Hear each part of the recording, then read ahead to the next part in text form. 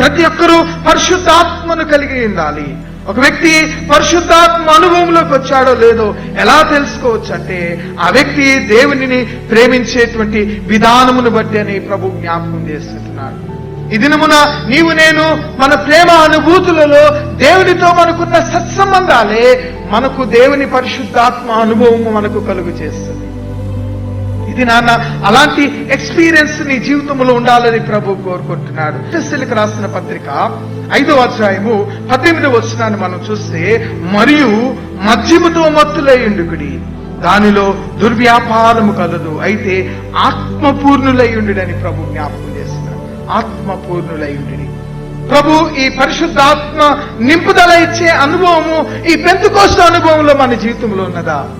Pentecost అనుభవంలో పరిశుద్ధాత్మను నింపే అనుభవం నీలో ఉన్నప్పుడు నీవు ఆత్మపూర్ణువై ఉంటావని ప్రభు జ్ఞాపకం చేస్తున్నాడు.